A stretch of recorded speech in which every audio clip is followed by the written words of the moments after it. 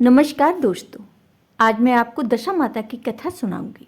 दशा माता की कथा के अनुसार प्राचीन समय में राजा नल और दमयंती रानी सुखपूर्वक राज्य करते थे।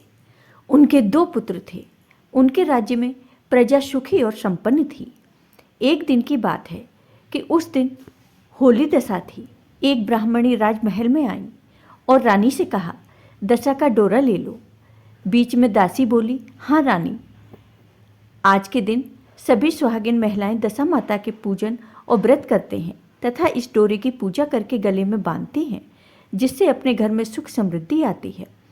अतः रानी ने ब्राह्मणी से डोरा ले लिया और विधि अनुसार पूजन करके गले में बांध दिया। कुछ दिनों के बाद राजा नल ने दमयंती के गले में डोरा बंधा हुआ देखा तो राजा ने पूछा, इतने सोने के गहने पहनने के बाद भी आपने यह डोरा क्यों पहना? रानी कुछ कहती, इसके पहले ही राजा ने डोरे को तोड़कर जमीन पर फेंक दिया। रानी ने उस डोरे को जमीन से उठा लिया और राजा से कहा, यह तो दशा माता का डोरा था, आपने उनका अपमान करके अच्छा नहीं किया। जब रात्रि में राजा सो रहे थे तब दशा माता स्वप्न में बुढ़िया के रूप में आई और राजा से कहा, हे राजा, तेरी अच्छी दशा जा रही है और बुरी दशा आ रही है। तूने मेरा अपमान करके अच्छा नहीं किया। ऐसा कहकर बूढ़ी माँ अंतर्ध्यान हो गई। अब जैसे जैसे दिन बीतते गए वैसे वैसे कुछ ही दिनों में राजा के ठाट बाट, हाथी घोड़े, लाव लश्कर, धन धान्य, सुख शांति सब कुछ नष्ट होने लगा। अब तो भूखे मरने का समय तक आ गया। एक दिन राजा ने दमयंती से कहा, तुम अपने दोनों बच्चों को लेकर अपने मायके चली जाओ। रानी ने कहा, मैं आपको छोड़कर कहीं नहीं जाऊंगी। जिस प्रकार आप रहेंगे उसी प्रकार मैं भी आपके साथ रहूंगी। तब राजा ने कहा, अपने देश को छोड़कर दूसरे देश में चलते हैं, वहाँ जो भी काम मिल जाएगा वही काम कर लेंगे। इस प्रकार नल और दमयंती अपने देश को छोड़कर चल दिए। चलते चलते रास्ते में भील राजा का महल दिखाई दिया। वहाँ राजा ने अपने दोनों बच्चों को अमानत के तौर पर छोड़ दिया। आगे चले तो रास्ते में राजा के मित्र का गांव आया। राजा ने रानी से कहा, चलो हमारे मित्र के घर चलें। मित्र के घर पहुँचने पर उनका खूब आदर सत्कार हुआ और पकवान बनाकर भोजन कराया। मित्र ने अपने शयन कक्ष में सुलाया। उसी कमरे में मोर की आकृति की खूंटी पर मित्र की पत्नी का हीरो का जड़ा कीमती हार टंगा था। मध्य रात्रि में रानी की नींद खुली तो उन्होंने देखा कि वह बेजान खूंटी हार को निगल रही है। यह देखकर रानी ने तुरंत राजा को जगाकर दिखाया और दोनों ने विचार किया कि सुबह होने पर मित्र के पूछने पर क्या जवाब देंगे। अतः यहाँ से इसी समय चले जाना चाहिए। राजा रानी दोनों रात्रि को ही वहाँ से चल दिए। सुबह होने पर मित्र की पत्नी ने खूंटी पर अपना हार देखा। हार वहाँ नहीं था। तब उसने अपने पति से कहा, तुम्हारे मित्र कैसे हैं जो मेरा हार चुराकर रात्रि में ही भाग गए?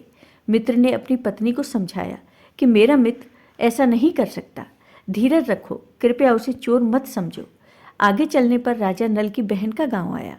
राजा ने बहन के यहाँ खबर पहुँचाई कि तुम्हारे भाई भौजाई आए हुए हैं।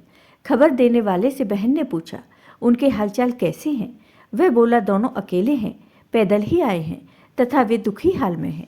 इतनी बात सुनकर बहन थाली में कांदा रोटी रखकर भैया भाभी से मिलने आई। राजा ने तो अपने हिस्से का खा लिया, परंतु रानी ने जमीन में गाड़ दिया।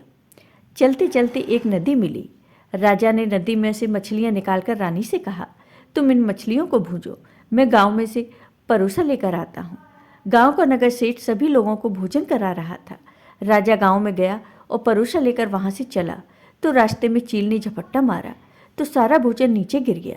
राजा ने सोचा कि रानी विचार करेंगी कि राजा तो भोजन करके आ गए और मेरे लिए कुछ भी नहीं लाए। उधर रानी मछलियाँ भूनने लगी तो दुर्भाग्य से सभी मछलियाँ जीवित होकर नदी में चली गईं। रानी उदास होकर सोचने लगी कि राजा पूछेंगे और सोचेंगे कि सारी मछलियाँ खुद खा गई। तब राजा आए तो मन ही मन समझ गए और वहाँ से आगे चल दिए। चलते चलते रानी के मायके का गांव आया। राजा ने कहा, तुम अपने मायके चली जाओ, वहाँ दासी कोई भी काम कर लेना, मैं इसी गांव में कहीं नौकर हो जाऊंगा। इस प्रकार रानी महल में दासी का काम करने लगी और राजा तेली के घर काम करने लगा। दोनों को काम करते हुए बहुत दिन हो गए। जब होली दशा का दिन आया तब सभी रानियों ने सिर धोकर स्नान किया। दासी ने भी स्नान किया। दासी ने रानियों का सिर गूंथा तो राजमाता ने कहा, मैं भी तेरा सिर गूंथ दूं। ऐसा कहकर राजमाता जब दासी का सिर गूंथ रही थी तब उन्होंने दासी के सिर में पद्म देखा। यह देखकर राजमाता की आंखें भर आईं और उनकी आंखों से आंसू की बूंदें गिरी। आंसू जब दासी की पीठ पर गिरे तो दासी ने पूछा, आप क्यों रो रही हैं राजमाता? तब राजमाता ने कहा, तेरे जैसी मेरी भी बेटी है जिसके सिर में भी पद्म था, तेरे सिर में भी पद्म है। यह देखकर मुझे उसकी याद आ गई। तब दासी ने कहा, मैं ही आपकी बेटी हूँ। दशा माता के कोप से मेरे बुरे दिन चल रहे हैं, इसलिए यहाँ चली आई। माता ने कहा, बेटी तूने यह बात हमसे क्यों छिपाई? दासी ने कहा, माँ मैं सब कुछ बता देती तो मेरे बुरे दिन नहीं कटते। आज मैं दशा माता का व्रत करूंगी तथा उनसे गलती की क्षमा याचना करूंगी। अब तो राजमाता ने बेटी से पूछा, हमारे जमाई राजा कहाँ हैं? बेटी बोली, वे इसी गांव में किसी तेली के घर काम कर रहे हैं। अब गांव में उनकी खोज कराई गई और उन्हें महल में लेकर आए। जमाई राजा को स्नान कराया, नए वस्त्र पहनाए और पकवान बनवाकर उन्हें भोजन कराया गया। अब दशा माता के आशीर्वाद से राजा नल और दमयंती के अच्छे दिन लौट आए। कुछ दिन वहीं बिताने के बाद अपने राज्य जाने को कहा। दमयंती के पिता ने खूब सारा धन, लाव, लश्कर, हाथी घोड़े आदि देकर बेटी और जमाई को विदा किया। रास्ते में वही जगह आई जहाँ रानी ने मछलियों को भूना था और राजा के हाथ से चील ने झपट्टा मारने से भोजन जमीन पर आ गिरा था। तब राजा ने कहा, तुमने सोचा होगा कि मैंने अकेले भोजन कर लिया होगा, परंतु चील ने झपट्टा मारकर गिरा दिया था। अब रानी ने कहा, आपने सोचा होगा मैंने मछलियाँ भूनकर अकेले खा ली होंगी, परंतु वे तो जीवित होकर नदी में चली गई थी। चलते चलते अब राजा की बहन का गांव आया। राजा ने बहन के यहाँ खबर भेजी। खबर देने वाले से पूछा कि उनके हालचाल कैसे हैं। उसने बताया कि वे बहुत अच्छी दशा में हैं, उनके साथ हाथी घोड़े लाव लश्कर हैं। यह सुनकर राजा की बहन मोतियों की थाल सजा कर लाई। तभी दमयंती ने धरती माता से प्रार्थना की और कहा, माँ आज मेरी अमानत मुझे वापस दे दो। यह कहकर उस जगह को खोदा जहाँ कांदा रोटी गाड़ दिए थे। खोदने पर रोटी तो सोने की और कांदा चांदी का हो गया। ये दोनों चीज़ें बहन की थाली में डाल दी और आगे चलने की तैयारी करने लगे। यहाँ से चलकर राजा अपने मित्र के घर पहुँचे। मित्र ने उनका पहले के ही समान खूब आदर सत्कार और सम्मान किया। रात्रि विश्राम के लिए उन्हें उसी शयन कक्ष में सुलाया। मोरनी वाली खूंटी के हार निगल जाने वाली बात से नींद नहीं आई। आधी रात के समय वही मोरनी वाली खूंटी हार उगलने लगी तो राजा ने अपने मित्र को जगाया तथा रानी ने मित्र की पत्नी को जगाकर दिखाया। आपका हार तो इसने निगल लिया था, आपने सोचा होगा कि हार हमने चुराया है। दूसरे दिन प्रातःकाल नित्य कर्म से निपटकर वहाँ से दोनों चल दिए। वे भील राजा के यहाँ पहुँचे और अपने पुत्रों को मांगा तो भील राजा ने देने से मना कर दिया। गांव के लोगों ने उन बच्चों को वापस दिलाया।